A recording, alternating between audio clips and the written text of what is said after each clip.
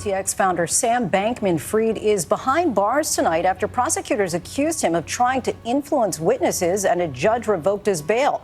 Bankman-Fried is accused of defrauding investors in his cryptocurrency company of billions of dollars. He's been under house arrest on a $250 million bond. He'll now be waiting for his trial from jail. Here's ABC's Trevor Ault. Tonight, disgraced former billionaire and cryptocurrency CEO Sam Bankman-Fried sent back to jail after prosecutors accused him of giving a document to a media outlet to intimidate a witness. A judge revoking the 31-year-old's $250 million bail, remanding him into the custody of U.S. Marshals. Prosecutors say Bankman-Fried tried to discredit a trial witness and taint the jury pool when he shared excerpts of his ex-girlfriend Caroline Ellison's personal documents with the New York Times.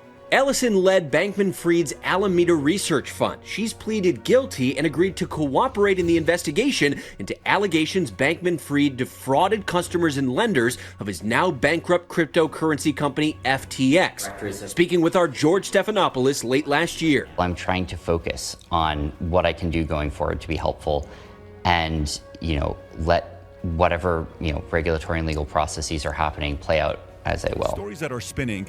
And then you hear a story that comes out that 3 crypto billionaires died. I don't know if you saw that one or not. If you want to pull that up, go a little lower, zoom in and go a little lower. 3 crypto bosses died in recent weeks. I think these guys were all billionaires. Nikolai Musherian, 29 years old. Tian Kulander, 30 years old. And Vyacheslav Turan, 53 years old. All of a sudden, they all died within a week. It's kind of weird. Do you know what countries they're from? I mean, it's all over the place. One is Russia, Anyways, you can kind of see where these stories are coming from. Russian entrepreneurs are one of them, The causes of deaths are helicopter, stay at the top. I was reading it. Helicopter crash while sleeping and drowning. Kind of weird. Helicopter crash while sleeping and drowning. Those are the 3 different Those are the 3, which that's a little weird for them. Helicopter So one crash near while Monaco, sleeping and drowning. And then so this is kind of weird. Now here's the part. Some of these guys who know a lot, if they know, I don't know if you've seen the story or not. If not, I can read it for you, Michael, if you're not following it. So the 53-year-old Russian is the 3rd cryptocurrency boss to be found dead under his mysterious circumstances after his helicopter crash near Monaco. Indeed, it appears that the crash occurred in good weather conditions and after another passenger allegedly canceled the flight last minute, thus raising suspicions. For these very reasons, the deputy prosecutor from Nice, who visited the scene, said that the fault of a third party cannot be ruled out. Terran, co-founder of the trading and investment platform Libertex and Forex Club, and was flying from Lausanne with an experienced pilot in a single-engine H-130 helicopter when it crashed around 1 p.m. on 25th of November. The 35-year French pilot was also killed. Anyways, we can go on with all these stories. So here's the part. So you're seeing how Maxine Waters and many of these folks, he had an event with Bill Clinton, he had an event with a lot of these guys, they're being extremely, extremely respectful to this SBF guy. Now, as a street person who grew up watching power plays and different kind of things being done and who respected who for what motives, they're being very careful with this guy. Does he know some things that they don't want people to know about? Is there some speculation there? These 3 bosses on the crypto side that are going, there's a lot of conspiracy theories that you're hearing about.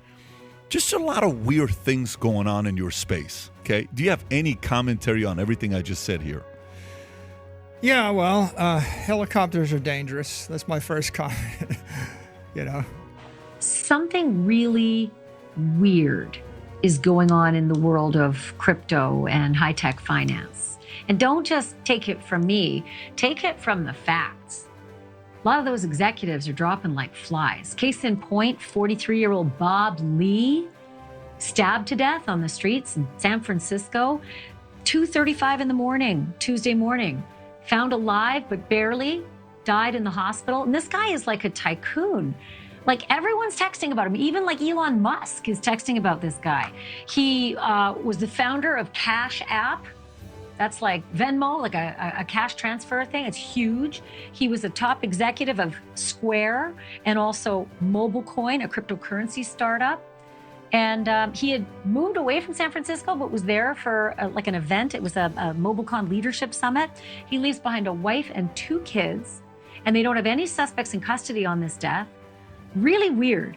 But maybe what's even weirder is that a lot of crypto guys have been dropping dead. Just since October, 3 top crypto executives have dropped dead. And joining me now with all these details is Caitlin Becker. She's a senior reporter with thedailymail.com. So who are the others and what are the circumstances, Caitlin? They're all very different circumstances, Ashley. I mean, and we're talking international heads of crypto. Nikolai Mushegian, who's only 29 years old. Tian Kullander was only 30. There was a head of a Russian crypto. We also have Gerald Cotton, Matthew Mellon. One of these was from Canada. This is going back to 2018. There was about 5. I believe this makes the 6th head honcho in crypto who's died under mysterious circumstances. Vyacheslav Taran, who is Russian, died in a mysterious helicopter crash. The circumstances around that are still kind of up in the air. 30-year-old Tian Kullander died in his sleep. I mean, this is 30 years old, and the circumstances around Mushegian's, which he was a crypto leader, he drowned off the coast of Puerto Rico the same day that he was tweeting very paranoid, very disturbing messages about the CIA and Mossad being after him, following his death. Vyacheslav Taran died after his helicopter crashed in good weather last week.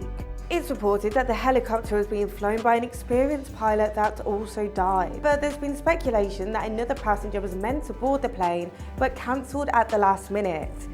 These details have not been confirmed. The authorities investigating say they don't know any more about the crash, but they aren't ruling out any third-party involvement. This follows from the death last week of this crypto businessman. A statement from his company said that he died unexpectedly in his sleep, and his death followed this crypto millionaire who was found washed up on a beach last month. Before he died, he made a load of posts saying that he was scared for his life, and that's fueled a lot more speculation. And the fact that all of these deaths happened very bizarrely and in pretty quick succession in a relatively small field. Yeah, so the Mushegian was found floating, in the waters off Puerto Rico, like you said, having tweeted, "Someone's going to murder me." That's bizarre. Tian was worth what, $3 billion? Is that what his? That's what I'm just wondering if it was his group, like the Amber Group, his company. Yeah, the Amber Group was valued at $3 billion at the time of his death, and shortly before he passed away, they did have to lay off some people. So all of these deaths have raised some big questions, especially since the 3 that happened within weeks of each other that you mentioned at the top of this all happened after the fall of crypto. So this is no longer sort of on the rise. And some of the earlier ones in 2018, Gerald Cotton, for example, he died with the information and the assets to his crypto wallet in his possession. So that was hundreds of millions of dollars. Great documentary about that. On Netflix. Yep. I binged that till about 5 a.m, and it's awesome. There are either a lot of questions. I was just going to say, either there is a curse or there are some very angry crypto customers who lost their shirts. This isn't the first time there's been speculation into crypto deaths. In 2018, the odd circumstances around the death of another millionaire led to a Netflix documentary titled Trust No One.